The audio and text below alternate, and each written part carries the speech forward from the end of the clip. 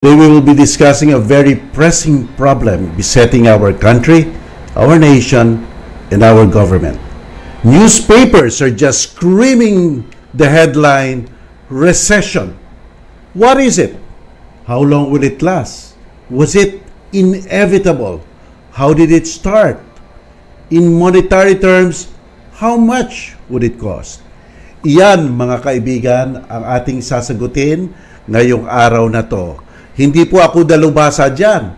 Kaya nga po tayo ay merong inimbita ngayong araw na to para i-explica sa atin ang pasikot-sikot ng relasyon, kung paano tayong maapektuhan at kung paano tayong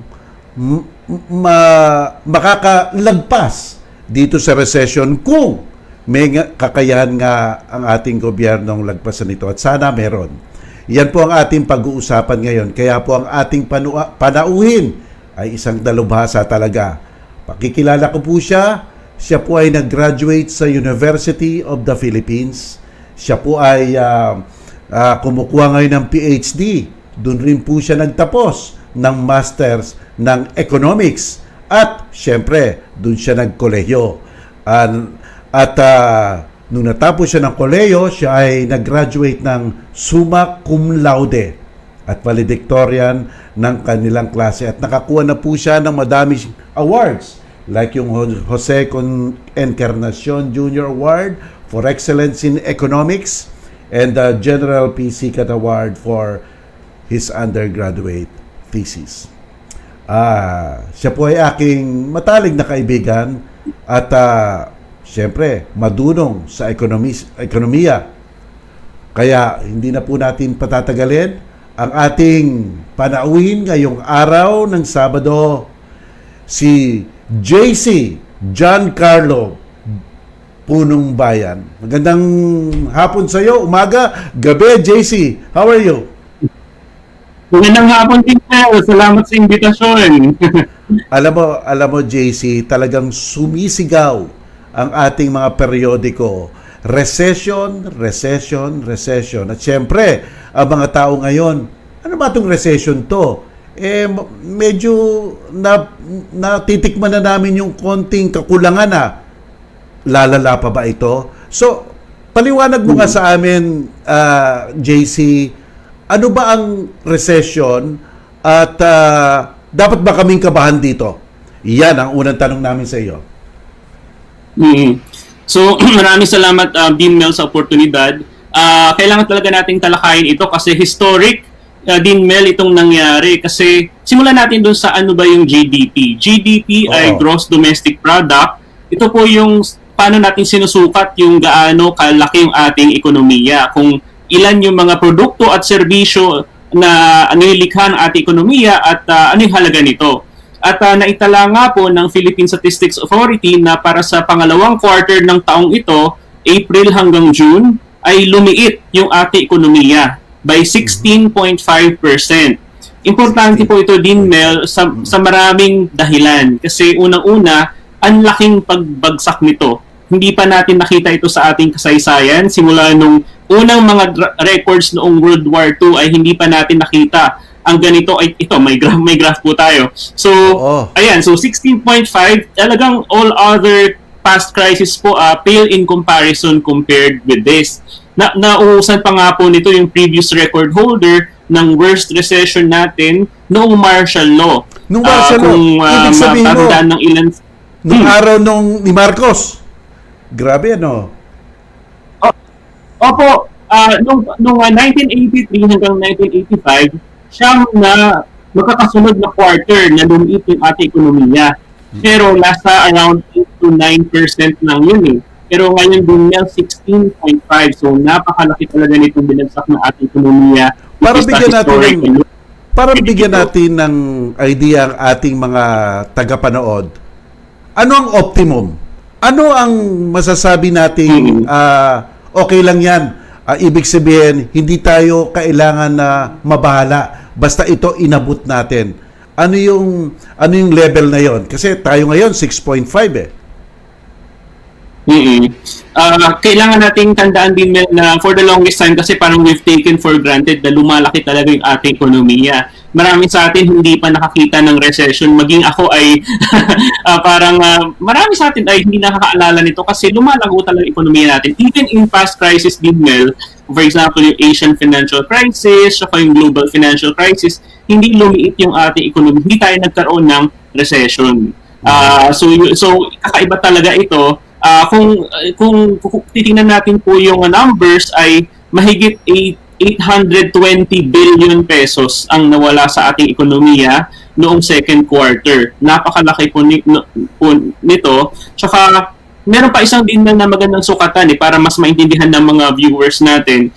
Kung hatiin natin yung GDP sa lahat ng Pilipino, ilan na ba tayo ngayon? Mga 110 million Filipinos. Ang bawat isa po sa atin ay makakatanggap ng nasa tinitingnan ko lang po yung notes ko. Nasa mga 38,000 po ang matatanggap natin nung second quarter. Okay, 38,000 pesos bawat Pilipino. Ito po ay 17.4% na mas maliit kumpara sa kinita ng bawat Pilipino noong kaparehong panahon noong 2019. So in other words po din Mel, ang average na Juan ay yung kita po niya ay lumiit compared dun sa kinita niya last year. Ayun.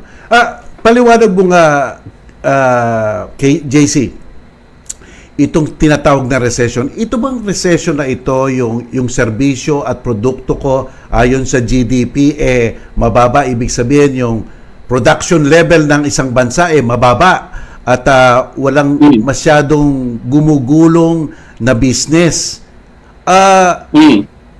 Natatantya ba to? Ibig sabihin may mga sinyal ba ito na pwedeng makita ang gobyerno na palapit na to? May mga sinyal ba to? So actually din Mel, maraming paraan para maintindihan pa natin lalo yung GDP kasi yung GDP po ay pwedeng maintindihan bilang kabuang gastos sa ating ekonomiya. So tuwing tayo pupunta sa mall or kumakain sa restaurant, gumagastos tayo. Pero yung ginagastos natin, meron din pong kumikita nun. So, pwede rin pong maintindihan yung GDP bilang kabuang kita sa ating ekonomiya. Dahil nga po nagkaroon ng pandemya na ayaw natin na lumabas masyado ang mga tao at pumunta sa mall at magtipon-tipon, ay hindi sila gumagastos katulad ng dati. At pag hindi sila gumagastos tulad ng dati, ay hindi maraming nawawalan din po ng kita. At marami pong sektor sa ating ekonomiya din, Mel, ang napuruhan talaga. Pinakamalala po ay dun sa industry, kabilang po dito ay yung construction services, construction activities, tsaka yung manufacturing kasi yung mga factory nagsara, yung mga construction project ay na-derail. Pero lalo na pong napuruhan yung services. So yung services po talaga yung pinaka-napuruhan at halos lahat ng industriya dito ay napuruhan. For example, yung pong transportation and storage, yung mga hotel, yung mga restaurant, ano pa ba, yung education na maraming yung mga estudyante natin ay hindi nagsipasok. Yun, so marami po. So trade services ay napuruhan din po. So mukhang across the board po ito din Mel, pero meron din namang mga pailan nilang industriya na actually nagtatribe. Kasi for example, yung mga negosyo na online, na pwedeng online gawin, walang face-to-face interactions ay lumalago po yan. For example, yung mga online deliveries, tapos yung mga online games, etc. And then, meron din po mga nauuso ngayon. For example, yung mga, kung nababalitaan ninyo, yung mga plantito tsaka plantita na nagbubuhos ng pera sa mga halaman na nauso siya for some reason. So, meron po mga ilan-ilan na industriya na lumalago naman. Pero for the most part din, Mel, ay ang dami talagang Pilipinong nawalan ng trabaho at ang dami economic activities ang natigil. So, sa madalit sabi, JC, sabihin mo nga sa akin kung tama ang appreciation ko nito. Sapagkat hindi gumugulong yung ekonomiya at nakakatakot. Baka wala na tayong kitain. Bawat isa sa atin, ikaw, ako, lalo na yung mga ngalakal. Nagtitimpi sila. Hindi sila ngayon gumagastos kasi parang mas naiisip pa nilang mag-ipon for a rainy day kaysa gumastos. So hindi gumugulong yung ekonomiya, tapos yung mga business naman wala ring nakikita, nagsasara. Ganun ba yon? Ganun ba yon, Casey?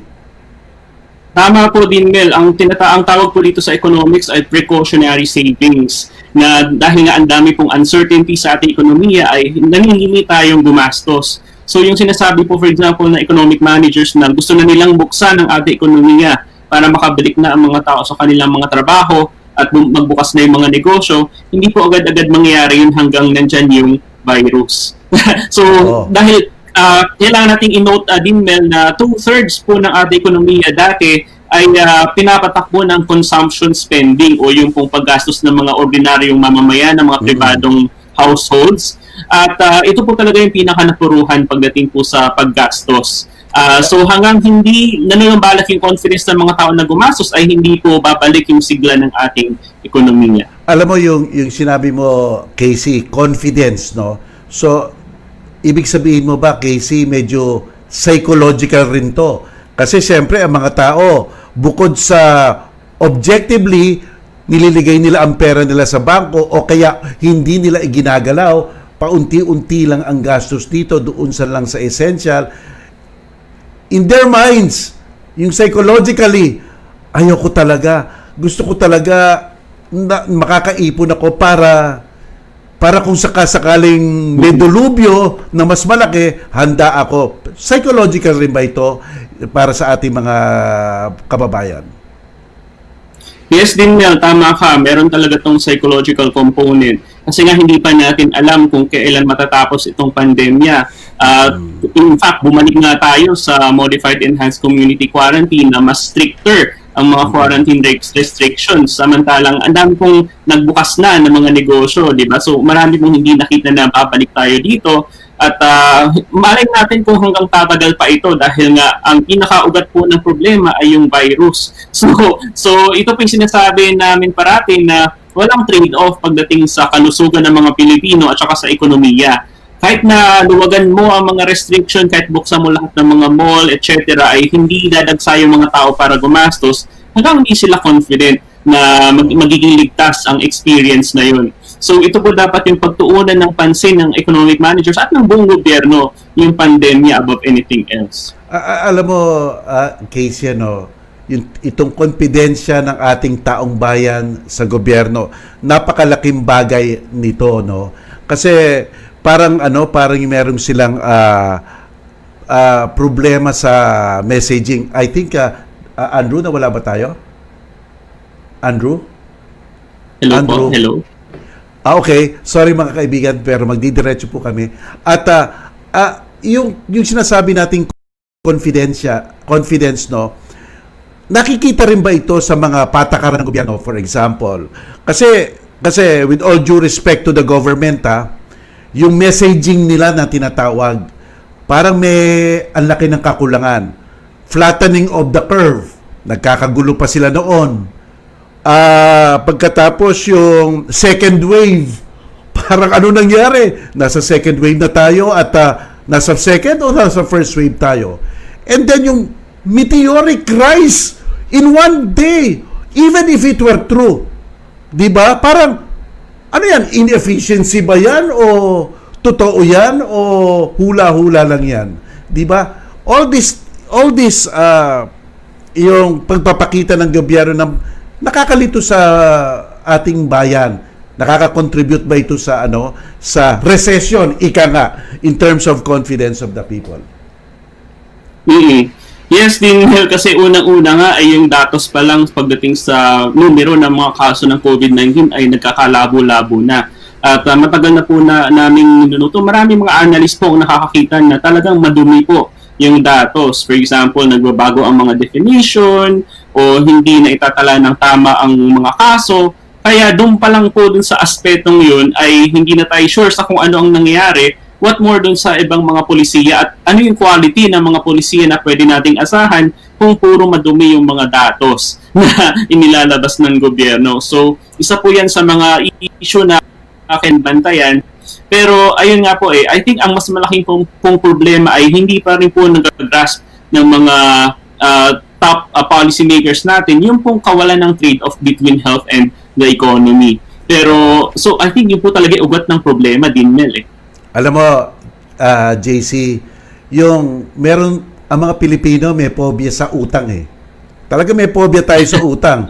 Kasi alam naman natin, kamakailan or 2 or 3 weeks ago, ang Bangko Sentral ata, ang sabi nila we will hit 9 trillion peso debt, no? Yung pagkakautang ng buong Pilipinas na ang estimate nga nila around bawat Pilipino may around 38,000 na utang. Ngayon, nakikita natin, sabi itong mismo ni Secretary of Finance, na maaaring umutang pa tayo. Let's say around 3 million sa 2021, 2.3 trillion. Meron pa bang puwang? Meron pa bang puwang ang ating economic situation para makautang pa, para makatulong sa pandemya ng ito? I think unahin natin din yung rasyonale kung bakit ba kailangang umutang ng gobyerno. Kasi for the past quarters po ay meron pong tinatawag na budget deficit ang gobyerno. Ibig sabihin, yung pong kita ng gobyerno ay kulang kumpara doon sa ginagastos niya. Kasi ano ba yung kita ng gobyerno? Yung tax revenues, for example, patay nga yung ating ekonomiya. So walang masyadong tax revenues na pumapasok. At the same time, ang dami pong kailangang gastusin ng gobyerno. For example, yung ayuda para sa mga mahihirap, para sa mga negosyo. Yung palang pong social amelioration program noong April and May ay nagkahalaga ng lagpas siguro mga 200 billion pesos at kailangan pa yung hindi pa natapos ibigay yung sa ayuda para sa May tapos wala pang kasunod nun. So, doon pa lang ang laki na ng kailangang gastusin. So yun po, so may budget deficit ang gobyerno, kulang ang kita nito, at katuwing meron po kasing budget deficit ay paano gagastos ang gobyerno? Uutang. Okay, para punan yung kakulangan sa kinita ng gobyerno. So dito napapasok yung mga loans, for example, from multilateral agencies like Asian Development Bank, World Bank, etc. And in fact, din Mel, sa mga nakalipas na buwan ay halos sa 400 billion na ang mga bagong utang ng gobyerno mula sa mga ahensya na ito. At in fact, meron pang kakayahan ang gobyerno na umutang pa kung kulang dahil tulad nung sinasabi ng economic managers ay maganda raw yung ating credit ratings, etc. Ano ba yung credit rating? Ito ay parang score na ibinibigay sa mga gobyerno upang malaman kung gaano sila mapagkakatiwalaan pagdating sa utang, kung makakabayad ba sila. And for the past few years po din, Mel, even before the Duterte administration, ay gumaganda yung ating credit ratings. At sa ngayon ay patuloy pa rin yun at pinangangambahan na baka mag-deteriorate yun. Pero sa ngayon din wala pa naman tayong nakitang credit rating downgrades. Pero pwede sana itong i-leverage ng ating economic managers upang umutang pa kung kulang talaga ang kanilang pera. Alam naman natin din, Mel, na hindi naman masama talagang umutang. In our everyday experience, for example, kung kulang yung ating sahod at may kailangan tayong gastusan na importante, bakit tayo hindi uutang? For example, sa gamit yung ating credit card or kung meron tayong mag-anak na pwedeng hingan ng pera, normal ito at hindi ito masama per se. And in fact din, Mel, sa mga ibang mga bansa na tinamaan din ng lubos dito sa pandemyang ito ay umuutang talaga sila at pataas talaga ng pataas yung tinatawag na debt to GDP ratio. Ito po yung utang ng gobyerno at saka kinukumpara dun sa kita or yung GDP ng ating bansa. So yung debt to GDP ratio ng Pilipinas po noong pong 2019 ay so far nasa 39%. Mababa po ito kumpara sa ating dating debt to GDP ratio. For example, back in the early 2000s, meron po tayong debt crisis. Wala na po yun. Mababa yung ating debt to GDP ratio. And even compared sa other countries po, mababa din po yung 39%. Pinangangambahan po ng economic managers ngayon na baka tumaas yung debt to GDP ratio natin dahil sa mga bagong uutangin. Pero I think hindi po kailangan mangimi yung ating economic managers din, Mel, kasi buhay po at saka kabuhayan ng ating mga kababayan ang nakasalalay. Kailangan gumastos ang gobyerno sa ayuda dahil sa mga nakita natin ay kulang pa talaga yung kanilang ibinibigay. Tulad ng nabanggit ko, yung social amelioration program ay 2 buwan hindi nasundan. And then yung mga negosyo din, Mel, hindi sila nabibigyan ng sapat na ayuda. Nakikita natin na lang sa balita o social media na bigla na lang nagsasara yung mga restaurant, for example, na paborito natin, na hindi man lang nakatanggap ng ayuda mula sa gobyerno. So, libo-libo pong mga micro, small, and medium enterprises ang nangangailangan ng tulong. Dapat pong hindi hayaan ng gobyerno na mamatay ang mga ito dahil later on din, Mel, kapag safe nang buksan yung ating ekonomiya, paano magre-recover or magba-bounce back ang ating ekonomiya kung nagsimatay na ang mga negosyo in the first place. So, dapat hindi hayaan na mamatay ang mga ito at bigyan na agad ng ayuda. Bago ko makalimutan tong tanong na ito, tatanong ko na sa iyo, JC. Minumungkahi ng Department of Budget ng magiging budget para sa isang taon are 4.3 trillion, mga ganyan. At pagkatapos, ito naman ang isa pang ahensya ng gobyerno, sinasabi, aabot na tayo ng 9 trillion sa pagkakautang. Umabot na nga ata. Kung makikita mo, parang hindi nagbabalanse.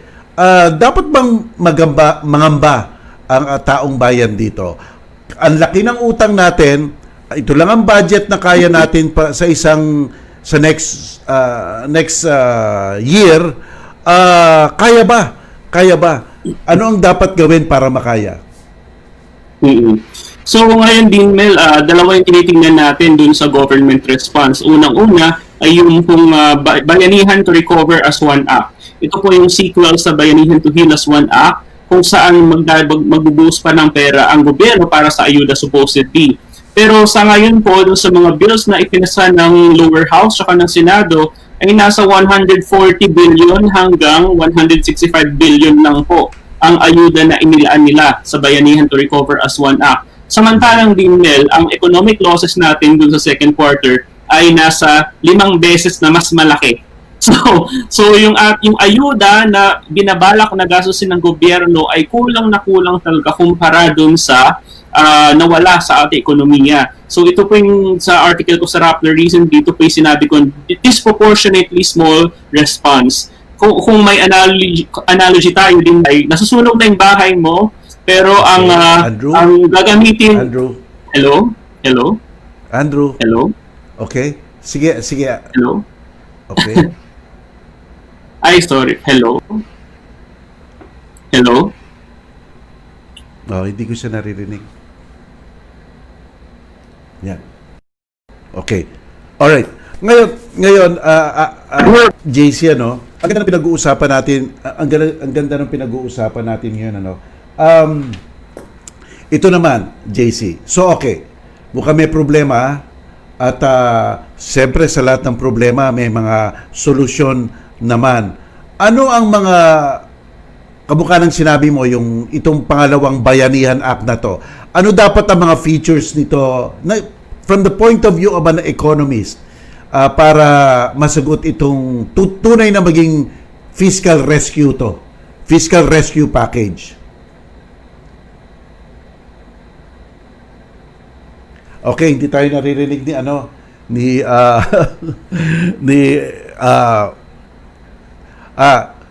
yung headset mo. JC, yung headset. Ayun. Natanggal ata yung headset ni JC. Ayun. Okay. Alright, JC? Okay, naayos po ni JC. At ang ganda po ng ine-explain ni JC ngayon, sapagkat nakita po natin na hindi lang objectively, kundi may psychological aspect itong recession na ito, na nagkaka-recession dahil po hindi gumugulong ang ekonomiya ng Pilipinas at madaming nawawala ng trabaho, at hindi lang po isolated ang pagpawala ng trabaho, sabay-sabay. At sabay-sabay pong hahanap ng trabaho, pero wala namang mahahanap dahil ang mga business nagsasara. Kaya sa mga ganyang sitwasyon, talagang dapat po ang gobyerno ay pumapasok at nag-aayuda. Pero ang ayuda magiging epektibo lamang kung efficient ang pagdidistribute ng ayuda. Di ba po? Talagang matatanggap sa tamang oras, sa tamang panahon, at sa tamang lugar, sa tamang araw. Kasi po kung madidelay iyan, malaki na po ang perwisyong magagawa. Kaya yung efficiency po ng gobyerno, dapat paigtingin para po tuluyang matulungan ang ating bayan. At isa pa po, kulang ba o hindi? Ito po ang nawawala sa atin, ito lang ba ang ayuda? Di ba po? So, iyan ang mga tanong, no? Kasi kung nakikita na natin yan, sabi nga ni JC, siguro baka sa next bayanihan, dapat medyo palakihin at gawing efficient ang pagmumudmod. In short, sinasabi ni JC po, may puwang pa naman para umutang at hindi masamang umutang. Siguro dapat lang may mga milestone yung utang na yon. Ibig sabihin, alam natin kung kailan babayaran at kung papaanong gagawin. Tama ba yan, JC? Hello. Hello, JC. Loud and clear ka. Narinig ko na ako? Yep. Okay. Sorry din na. Kasi bumabagyo sa labas. Ang lakas ng kulog. So JC, okay. So may puwang pa tayo para umutang. At sinabi mo, hindi naman talaga masamang umutang. Pero malapit na ba nating ma-reach yung hangganan ng puwang na yon? Tingin mo? Dinmel, isa po ito sa mga gusto kong klaruhin, kasi nakikita natin sa media, for example, nababalita na ang utang ng Pilipinas ay nasa 9 trillion pesos, humigit kumulang.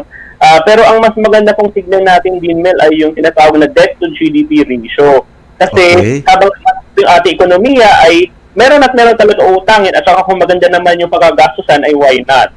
So, kailangan ihamping parating utang on the one hand and yung ating kita, yung GDP on the other.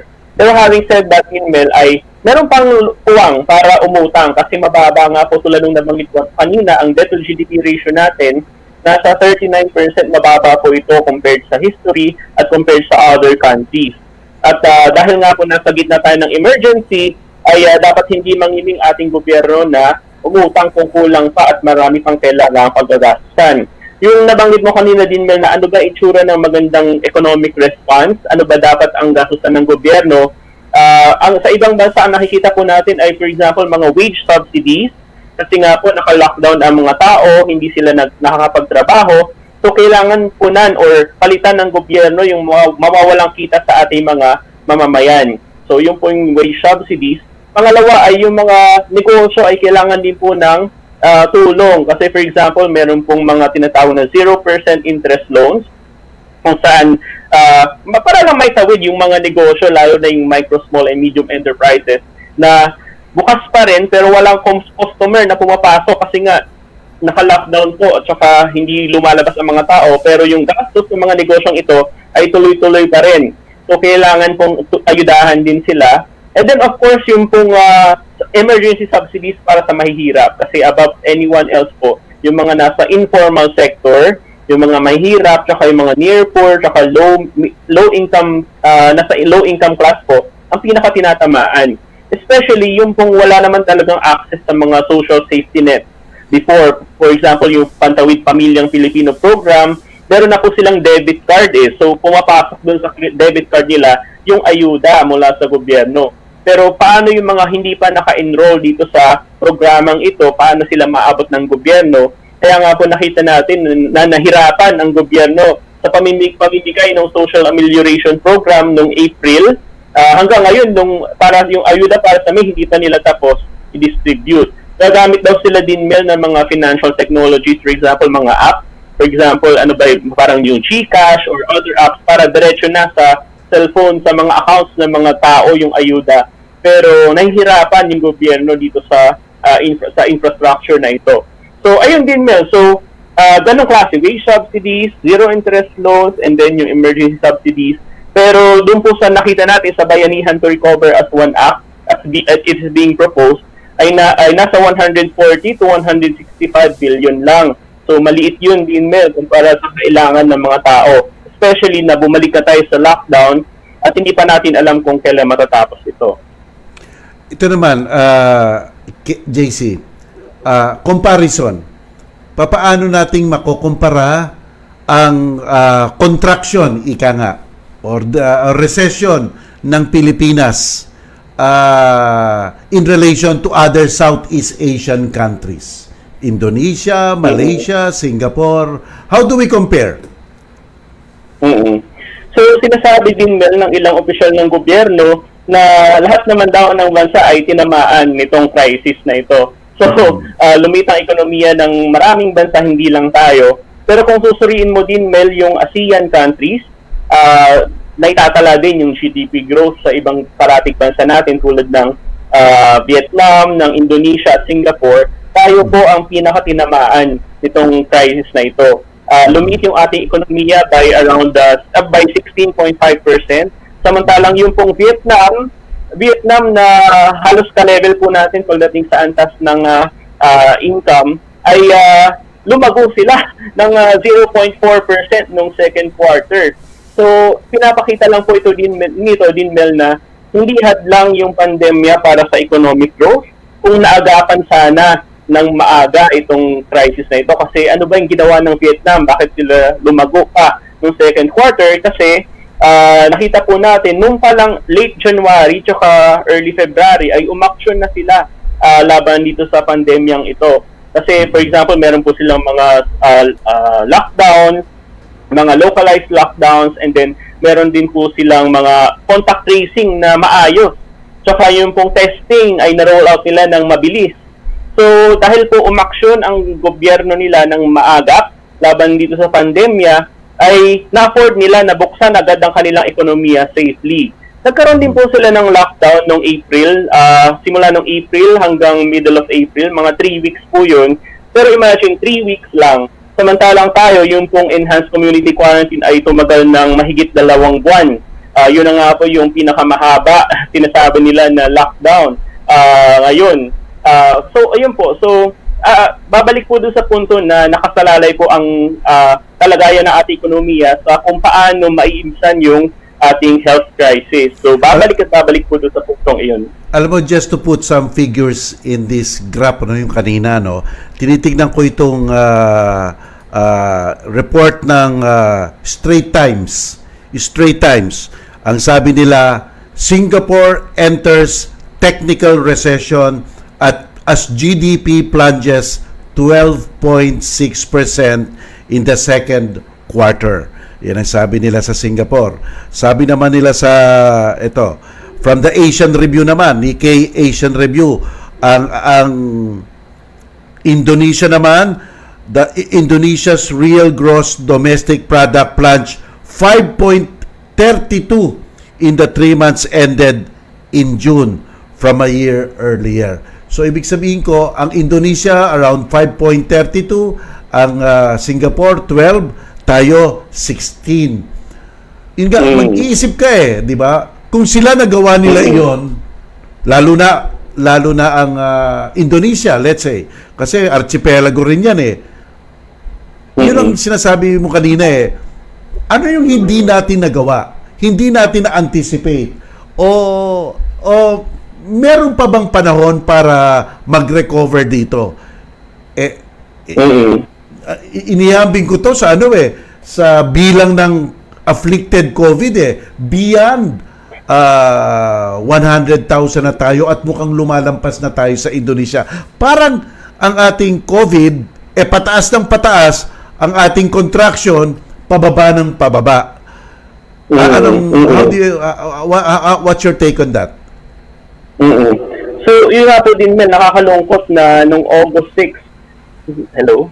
Yes. Nung August 6, nalaman natin na yung pong ekonomiya natin ay pumasok sa isang recession o dalawang magkasunod na negative GDP growth.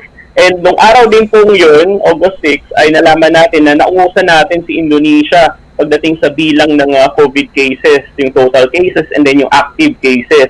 So when it comes to both the economy and health, we have the worst of both worlds. Ika nga. So yung nakakalungkot po din, Mel, na kung nasulat ko rin to for Rappler na kung maaga po na umaksyon ang ating gobyerno laban sa pandemya, siguro hindi naging ganito kalala yung ating economic crisis. Kasi lagi pong bukang bibig ng economic managers, gusto nga nilang buksan yung ating economy as soon as possible. And naintindihan ko yung ganong sentimiento. Sino ba naman yung gusto na lahat tayo ay nasa bahay lang at nagulo yung ating usual business, di ba? So, pero yun po parang yung limiting constraint po nitong ating economic crisis ay yung pong health crisis. Sana magbago yung strategy ng ating gobyerno, sana ma-realize na nila yun. Kasi nakakainggit yung ibang mga bansa, for example, yung Vietnam na nga po, kasi lagi tayong hinahambing sa ibang bansa, for example, United States. Nakita natin sa US, for example, na ngayon nakaka-problema sila sa lahat po ng mayayamang bansa, sila yung may pinakamalalang pagkalat ng COVID-19. At ang laki din po na ibinagsak ng kanilang ekonomiya, halos 1/3. Mas malala pa dun sa nakita natin dito sa Pilipinas, nasa almost 33% ang binaba po ng kanilang GDP. So sa kanila naman, yun naman yung pinakamalala simula no Great Depression noong 1930s. So yun, so hindi po tayo unique pagdating sa ganitong crisis, pero kailangan mo rin i-balance doon sa fact nga na hindi naman ganun kalala yung damage sa ibang ASEAN countries na mas magandang comparator po sa ating bansa. Two situations, JC, two situations. Let's say, nagawa ng gobyerno ang tamang gagawin. Napasakan nila ng mga tamang remedyo ang mga kakulangan. So, medyo ang directional patutunguhan natin maayos. Gaano katagal ang recession? Gaano pa itong katagal? Gaano pang tatagal to? At ang pangalawa, kung hindi maayos, kung talagang parang ad hoc response, yung at the moment lang, tinitingnan lang nila kung anong gagawin nila at the momentary lang, yung mga ad hoc situations, yung palliatives, hanggang gaano katagal itatagal ang recession? Sa tingin mo? So I think din Mel, kasi for example, if you look at Vietnam and Thailand, marami na pong araw sila na wala silang bagong kaso ng COVID-19. At doon po nanggagaling yung confidence nila para buksan yung kanilang ekonomiya. Tayo, ilan na ba yung ating kaso? Araw-araw nasa 4,000, minsan 5,000. So hanggang hindi po natin yung naibababa sa zero o malapit sa zero, ay hindi talaga magiging safe buksan yung ating ekonomiya. Lalo na dahil ito pong sakit na ito ay exponential po ang pagkalat nito. So for example, luwagan mo lang ng konti yung mga quarantine restrictions ay may posibilidad na maging exponential yung pagkalat nito. So actually nakakatawa nga kasi meron po tayong natural advantage dapat dahil tayo nga po ay isang archipelago, pulo-pulo po yung ating bansa. Kumbaga may natural barrier po para sa hindi sana magkumpul-kumpul ang mga tao at lumipat ang sakit. Pero even despite that ay parang hindi nag-work yun, na parang merong pangapong programa na ang gobyerno na ibalik ang mga tao sa probinsya. So and then nakita natin for example sa Rizal Memorial Stadium, di ba, na nagsama-sama yung mga tao ng talagang magkakalapit sila, tapos yun ay ipolisiya ng gobyerno. So parang hindi nakakatulong yung gobyerno sa pag-ampat dito sa pagkalat ng virus. Now, pangalawa po din, Mel, ay sinasabi ng gobyerno din na lahat nakasalalay dun sa vaccine na madidiskubre. Sinabi ni Pangulong Duterte ngayong December daw magkakaroon na ng vaccine. Pero actually, ay wala pong nakakaalam niyan. At mahirap pong bigyan ng false hope ang ating mga kababayan dahil although minamadali naman po yung development ng vaccine sa ibang bansa, ay wala pa talaga nakakaalam kasi marami pa pong pag-aaral ang kailangang gawin. Alam nga naman na merong vaccine pero hindi dumaan sa masusing pag-aaral, baka lalo pang makasama sa mga tao. So, sinasabi po nila din, Mel, na baka next year, sakali ay baka meron ng vaccine na magawa. Pero ang isa pa pong problema dyan din, Mel, ay yung mass distribution nitong vaccine na ito. Kasi bagamat meron ng vaccine ay gagana yan kapag karamihan po ng mga tao sa isang bansa ay nabakunahan. So, kailangan majority of Filipinos po ay mabigyan, mabakunahan sa lalong madaling panahon. Pero kailangan po ngayon pa lang ay pinaghahandaan na itong mass distribution, mass production nitong vaccine na ito. At hanggang sa ngayon po ay hindi pa rin tayo nakakarinig mula sa gobyerno. Ano ba yung plano para dito sa vaccine kung sakaling meron na next year? I think meron na po yung mga proposals for the 2021 budget, pero ang nakalaan lang po para sa vaccine ay nasa 2.5 billion yata or something like that. Napakaliit po nun kumpara sa kung ano yung kailangan natin for next year. So Dinmel, I think kailangan bantayan itong 2021 budget kasi dito nakasalalay kung ano yung kakayahan ng gobyerno para mag-respond sa pandemya next year na inaasahan na meron ng vaccine. At kailangan makita natin yung talagang ibubuhos ang pera for next year. Kasi maraming budget allocations din mo, for example, sa infrastructure projects na laging binabanggit ng economic managers. Pero kailangan health muna. So testing, tracing, contact tracing, isolation, etc. Mag-boost tayo ng resources dito. Especially dahil pagod na yung ating health workers, wala sila mga PPE, hindi sapat ang kanilang mga gamit, ang mga ospital ay napupuno na. So buhusan natin ng pera ito kaysa yung mga big ticket legacy projects like mga kalsada or yung mga bridges, makakapaghintay yan. Pero yung pong buhay ng mga tao ay kailangan pagtuunan ng pansin. So again, it boils down po sa priorities ng gobyerno. Yung pong budget ng gobyerno, isa po ito sa pinakamagandang indication ng priorities ng isang gobyerno. And mula sa nakikita po natin sa proposed 2021 budget, wala pa ang kanilang pag-iisip sa ganung klaseng maayos na prioritization. Alam mo, JC, nakikita ko sa talakayan natin ngayon, no, yung parang health and economics, no? Health and economics. Parang chicken and egg, no? Ano uunahin natin? Anong priority natin? Pero ang punot dulo, kung walang tao, walang economics. Kaya siguro dapat ayusin muna natin yung kalusugan ng tao. That's one. Number two, itong messaging as to vaccine. Okay, bibigyan tayo ng China kung nakakuha na sila, uunahin tayo, things like that. Pero the reality is, vaccine is not a plan. Di ba? It could never be a plan. Di ba? Ang plano kung papaanong masasangga ngayon ang paglago ng COVID-19 na wala naman talaga kasing vaccine. So, yung vaccine, okay. Hindi rin natin control yan kung magkakaroon yan o wala. Kaya, mas mabuti pa, wag na natin munang isipin yan dahil hindi yan part of the plan. Ang isipin natin yung mga milestones ng pagsulong natin para sanggain itong COVID-19. Kasi parang ang nakikita parati natin, okay, mag-alala kasi ang China, vaccine, pagdating vaccine, pero hindi pa nga natin alam di ba? Tsaka yung mass distribution. No? Maganda yung punto mo dyan sa mass distribution. Ayoko lang maging sarcastic pero sasabihin ko na rin, baka may mauna dyan. Well, okay, wag naman sana mangyari, no? Baka may mauna Di ba dapat i-prioritize talaga nila yung mga localities na talagang affected by COVID-19. So ngayon, JC, no, itong sitwasyon natin, no, talagang nakikita mo yung koneksyon sa pagbababa ng COVID-19 sa magiging kumpiyansa ng mga tao sa tingin nila ginagawa ng gobyerno at maidudugtong muna to sa pagkagana nila para magtrabaho ulit o mag-business ulit na at least naiibsan o kaya na nawawalang konti yung panganib ng COVID. Parang ganun di ba? Tama din, Mel.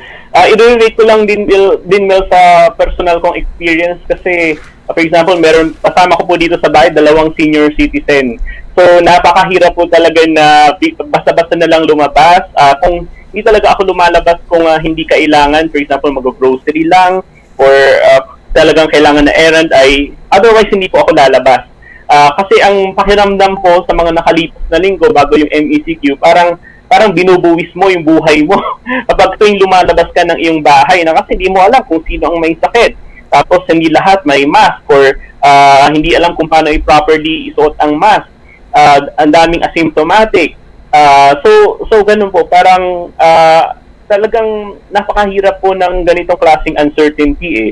At maganda po, actually, yung lockdown po, matagal na po namin sinasabi na kailangan nang ibalik sa mas matinding lockdown kasi parang wala na tayong choice eh. Kasi parang napunta tayo dito sa sitwasyon na ito na walang choice na kundi para tulungan mo ang iyong kapwa ay talagang manatili ka sa bahay. Pero yun nga po, masasaktan na ekonomiya, pero parang nalagay tayo sa ganitong sitwasyon inadvertently dahil sa kawalang aksyon ng gobyerno nung simula pa lang. So, I think din Mel, itong crisis na ito pinapakita talaga ang importansya ng pag-rely sa datos, yung competence ng gobyerno, tsaka yung pong paggawa ng mga polisiya base sa datos, yung evidence-based policy making na tinatawag.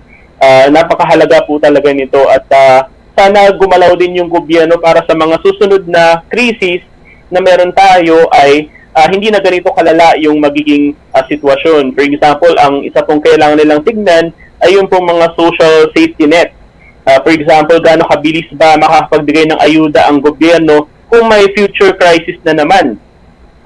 Kailangan agad-agad maibigay ng gobyerno ang ayuda. So, hindi na dapat pumila sa mga gymnasium or sa city hall para dahil unsafe nga iyon. Baka lalo pang magdulot ng sakit sa mga tao. And then, of course, kailangan din yung prioritization ng gobyerno. Lalabas talaga dito kung ano ba talaga ang kung nagkikare ba ang gobyerno sa mga tao, sa mamamayang Pilipino. Lalabas talaga yung prioritization ng gobyerno at anong values nito eh. Oh, alam mo yung JC, yung ano rin eh.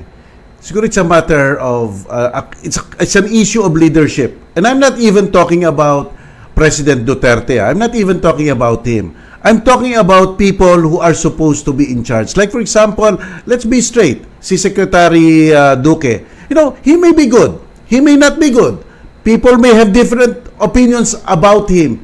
But the general perception is, parang ang hina eh. Ang hina ng response, ang hina ng creativity. Parang parating pumapalpak. Yung announcement of second wave, yung announcement of flattening, yung announcement of meteoric rise. Parang, what?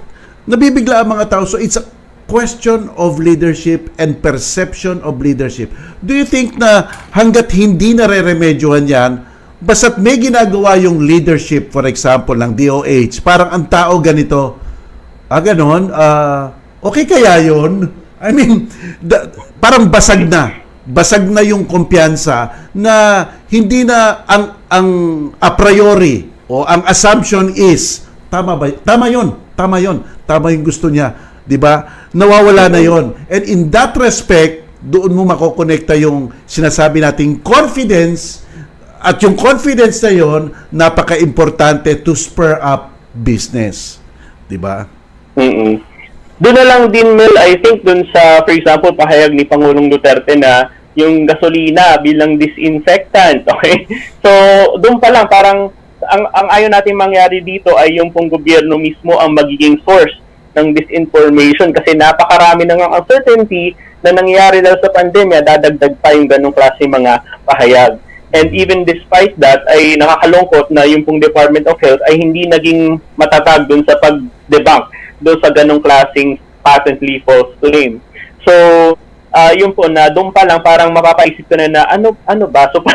So parang obvious naman na hindi naman disinfectant ang gasolina, pero bakit nahihirapan ang gobyerno na i-debunk yung ganong basic na or ganong kalalang kasinungalingan, di ba?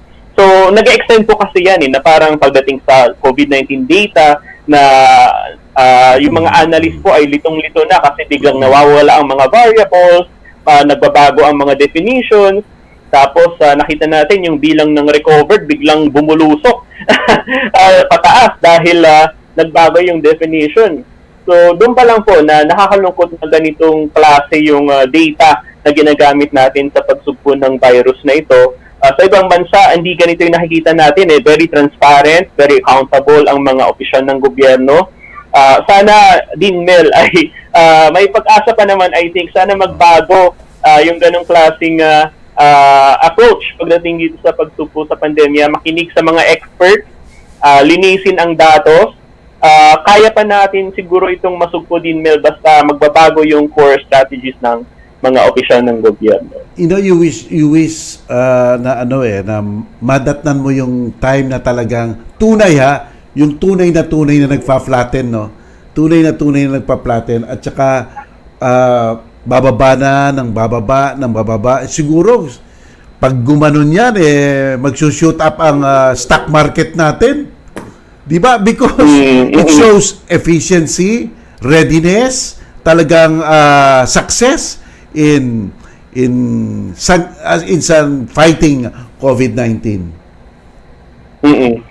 Yung sa stock market din, Mel, idadagdag ko lang na minsan may mga episodes na sa gitna ng pandemya ay bumubulusok pataas yung stock market indices na medyo nakakalito kasi bakit nangyayari yun sa gitna ng isang pandemya. Pero din, Mel, kasi ang stock market kasi ay unang-una ay hiwalay, iba po kasi yung tinitignan niya. Ang tinitignan niya ay several months into the future. Okay? So, very forward-looking po ang stock market. So, for example, may balita po na bumibilis yung mga test, yung mga pag-develop ng vaccine, for example, ay natutuwa yung mga investors at nagre-reflect po yun sa stock market. So, yun, very forward-looking po. So, not necessarily po in response sa mga nangyari right now, sa state of affairs right now. And pangalawa din, Mel, ay ibabanggitin ko rin na medyo hiwalay din kasi siya sa totoong ekonomiya natin. Kasi, for example, yung pong mga maraming financial transactions po ang hindi na-reflect sa GDP. So, kailangan we have to take with a grain of salt po yung mga news pagdating sa stock market. Hindi po siya necessarily in line or reflective of what's happening right now. So therefore, JC, parang ang punto ganito, no, yung parang recession was inevitable in a sense because of this pandemic, but it Yes. need not be going in the wrong direction, no? Yung palala ng palala. At para masugpo yan, dapat iligay na, pasaka na ng dapat gawin natin. Issues of confidence, issues of leadership, issues of efficiency, and issues of planning, real planning to distribute yung sinasabi mong ayuda, filling the gap effectively. Di ba JC? Exactly din, Mel. Tama ka. So I think idadagdag ko lang yung prioritization ng gobyerno. Kulang pa talaga sa nakikita natin din, Mel. Their head is not in the game pa, kumbaga. And then yung trade-off between health and the economy, they should also change their thinking when it comes to that po. Oo nga And it's so nice, no? With all due respect to the President of the Republic, it's so nice to see a President also messaging and his demeanor very serious but very firm, not firm in the negative sense but firm in the inspiring sense. No, yung nag-i-inspire ka. Okay, kung merong nakukuhang mga criticisms like for example yung mga doktor nagsabi na kailangan namin ito, tanggapin ng maigi and from the creditor's perspective doon sa at lalong-lalo na doon sa mga ordinaryong mamamayan ay nakikinig ang gobyerno. They're engaging in what you call a conversation, no? Yung the government is now conversing with the people, 'di ba? Not a government castigating the people. Ibang-iba 'yun So dapat mabuti rin ang approach mo because the situation is sensitive already, 'di ba? Isang mali lang diyan baka bumagsak 'di ba, JC? Opo. Tsaka yung pong nabanggit nyo din, Mel, yung pong mga doktor, yung mga health workers na nag-request ng mas matinding lockdown dahil na-overwhelm na sila, napapagod na sila. At ito po ay nakikita ko sa ilan sa mga sarili kong kaibigan na mga doktor at nurse din po sa ilan sa mga key referral hospitals ng COVID. Talagang sabi nung isang kaibigan ko na doktor, nung isang umaga ay napaka-stressful daw sa kanilang ward kasi they were eating COVID-19 deaths for breakfast. So, ganun po kalala yung sitwasyon. And even my own mother po sa California ngayon ay isang nurse. At isa po siya sa mga nurse na tumatao dun sa mga drive-thru na swab centers po. So, talagang asin buong araw kang naka-PPE, na napakapagsuotin mo, halos di ka makahinga, claustrophobic, tapos makikita mo pa at the same time na yung gobyerno ay hindi uma-action.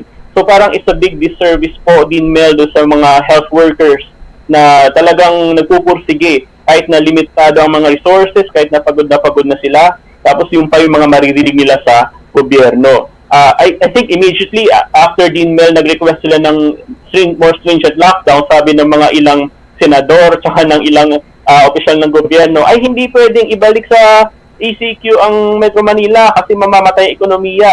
Pero tulad doon nabanggit ko po ay parang sila mismo kasing naglagay sa atin sa ganitong sitwasyon na parang wala tayong choice. So nakakalungkot na yung pang mga health workers ay hindi agad napakinggan o napakinggan naman eventually in the form of MECQ pero hindi agad-agad na parang di pa sila nag-meeting agad noon. Pero yun, so ang dami kong kakulangan yun, sana mabago na. Yes, oo. Oh, sana magano na. Kaya nga ang titignan natin ngayon yung sinasabi nilang budget for next year, kasi sabi mo nga dito talaga natin makikita yung filosofiya ng gobyerno. Dito talaga natin makikita yung priorities nila. Kung ang priorities nila defense ay hindi pala health. Kung ang priorities nila other social programs ay hindi pala health. Kaya, at kung health naman ang priority nila, dapat makikita rin yung efficiencies doon para at least magkaroon ng confidence tayo, no? Para maabsan na natin tong recession na to. Hindi naman ng Pilipinas lang eh. And as you said, there is still hope. There is still hope for getting through this recession. Pero dapat tama lang ang mga gagawin. Any last words, JC? Idadagdag ko lang din, Mel, na Sige. tama ka na kailangan nating batuin yung 2021 budget na ngayon po ay nasa 4.5 trillion base sa latest proposals. I think meron silang bago pong catchphrase na reset, rebound, and recover, kung saan nakapaloob po sa panibagong budget yung adapting to the new normal, reviving infrastructure development, tsaka addressing the pandemic. Pero tulad po nung nabanggit ko kanina ay maliit po yung mga amounts at saka parang kumpara po sa mga previous budgets ay parang walang masyadong nagbago. So, kailangan, pero may panahon pa po din, Mel, para pantayan natin, suriin natin itong proposed 2021 budget kasi yung ating recovery po when it comes to both health and the economy ay nakasalalay po dito. So, maging mapagmatsyag po tayo sa 2021 budget. Alright, okay. Maraming salamat sa iyo, JC. Naku, napakapunong-puno itong pinag-usapan natin at malaman. Sabi nga ni Father Joaquin S.J. Bernas, sabi niya, hope springs eternal. Parati tayong magkaroon ng pag-asa. Yes. At alam mo, we have no choice. Sabi ko nga rin sa article ko sa Rappler, we have no choice but to help this government. Alam mo yun, in all its legal endeavors, di ba? Dapat rin tulungan natin tong gobyernong ito. At sana naman, the government takes the lead. Itong importante. Hanggat nakikita natin na, well, exception pala sila, hindi sila example. Di ba? Nalalabuan ng madla. Di ba? Be the example and not the exception. And if the mode must be one of conversation and not castigation. And recession, sabi nga ni Casey, there is still a little space for borrowing, but let us manage the situation very well, engaging the advice of experts, 'di ba? Hindi na yung may mga impromptu statements diyan, 'di ba? Ang hirap taken yun eh. Tama ba? Any last words ulit, JC? Tama ka din, Mel. Gusto ko rin pong to end on a positive note na sana po ay yun na, we can only just hope na magbago po yung strategy ng gobyerno Kasi I think marami ang gusto ko rin po sa nangyari ngayon ay marami pong nag-engage at marami pong nare-realize na rin kung gaano ka-importante ang good governance at paano ito nag-translate sa kanilang mga buhay. So, ayun po, natutuwa ako sa citizen engagement at sana po ay paigtingin pa natin ito at maging mas mapagmatsyag pa tayo sa mga susunod na buwan. Thank you very much, JC Punong Bayan. Maraming salamat for your time. Maraming salamat po, Dinmel. Thank you. Bye-bye. Yan mga kaibigan ang ating palatuntunan ngayon. Sana po may napulot kayo. At ako po, ang dami kong napulot kay JC. Sinusulat ko nga po, parang nakikita nyo yung may notebook ako dito. Sinusulat ko po, tinatala ko po kasi gusto kong ma-remember yung sinasabi niya para yun po yung mga measures ko, yung mga milestones ko para makita kung ang gobyerno umuusad na ng tama. Hindi po masama ang magpuna, hindi po masama ang mag-obserba. At sa gobyerno naman, hindi naman masama magtanggap ng mga advice. That's a sign of humility and wisdom. Ang masama po, mag-castigate. Ang recession po, sabi ni JC Punong Bayan, ay hindi naman stagnation. Okay? Hindi naman po stagnation. Stagnation ay walang-wala.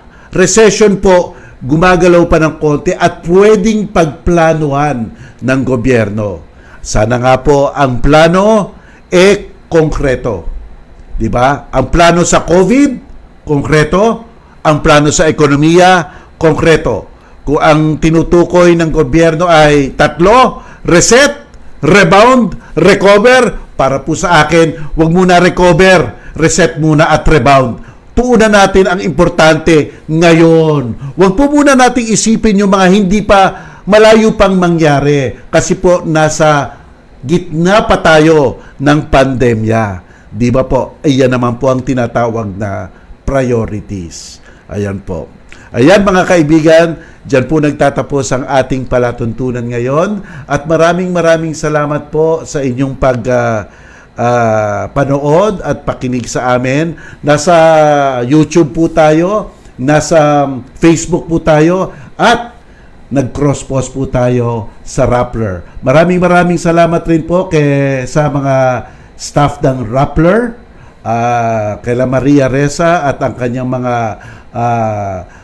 director doon at technicians, at tayo ay nakakabit sa kanila ngayon sa Rappler. At kung gustong i-grab ito ng iba pang mga estasyon, maraming salamat rin po.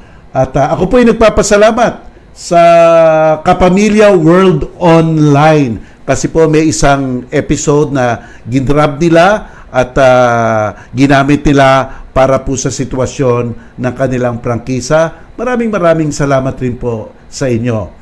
At huling-huli po, huwag niyo po sanang kalimutan na mag-subscribe kayo sa Attorney Mel Santa Maria YouTube channel. Ayan po. Okay? Subscribe lang po sana para po, kung gugustuhin nyo, kung para po lumaki na po ang ating community. Alam nyo po dun sa aking YouTube channel, Attorney Mel Santa Maria, puntahan nyo lang po. Nandun po yung mga legal advice ko. Kung gusto nyo magpaputol ng kasal, kung gusto nyo maningil ng utang, kung gusto nyo humingi ng suporta, kung gusto nyo magdiborsyo, kung gusto nyo mag-file ng criminal case, unjust vexation, may mga small video po ako doon. Pangalawa po, makikita nyo rin po yung aking mga kapanayam, yung aking na-interview na mga personalidad. Sila Vice President Leni Robredo, si Maria Reza, pati na rin po si dating Senator Trillanes dati, pati na rin po si Jelly de Belen, ang aking pong kaibigan, si Jelly de Belen. Sarap po ng kwentuhan namin dyan. At bukod rin po doon, makikita nyo po sa YouTube channel ko, nagre-react rin po ako sa mga singers ng Pinoy. Ating mga singer, si Morissette, si Casey Tandingan, makikita nyo rin po yan. Pero may isa pong banyagang grupo na fans ako, BTS. Inintroduce po ako ng anak ko dyan, kaya naging fan ako dyan. Makikita nyo rin po dyan. So, meron po akong advice, interview, and reaction. Yan po makikita nyo sa YouTube channel ko. Enjoy po! Enjoy po! At pati po yung mga nightly show ko, every 8 o'clock, nandoon rin po. Kung gusto nyo makita yung interview ko kay VP Lenny, kay Maria Ressa, o yung aking komentaryo, nandoon rin po. Huwag nyo pong sanang kakalimutan. Ayun po mga kaibigan, maraming salamat po muli. Ito po ang inyong lingkod, si Dean Mel Santa Maria. At tandaan ninyo, ang kritiko ay nagmamahal rin sa ating inang bayan. Magandang gabi po. Thank you very much and have a nice day.